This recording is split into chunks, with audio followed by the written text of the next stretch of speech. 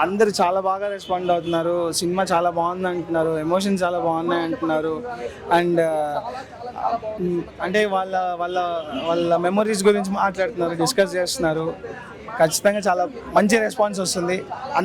అందరికీ చాలా చాలా చాలా చాలా థ్యాంక్స్. ఫ్యామిలీ ఆడియన్స్ అందరూ చూసేలా ఉంది బికాజ్ అందరి మెమరీస్ అవి కదా. అవును 90s వాళ్ళ. అవునవునవును. అంటే ఈ జనరేషన్ వాళ్ళకి కనెక్ట్ అవుతుంది. అంటే వాళ్ళకి ఒక కొత్త వరల్డ్ అండి, చూసి చాలా అరే ఏంటిది ఇలా ఉండేదా అని వాళ్ళ ఇంటికి వెళ్ళి మళ్ళీ డిస్కషన్ పెడతారు వాళ్ళ ఇంట్లో వాళ్ళతో. డెఫినెట్లీ సూపర్ అన్న, చాలా మంచి సినిమా వచ్చింది, చాలా బాగుంది సినిమా, అసలు ఎక్సలెంట్ అనుకోవచ్చు. అక్కడ మెయిన్ ఏంటంటే ఈ సినిమా కాన్సెప్ట్ అదిరిపోయింది భయ్య.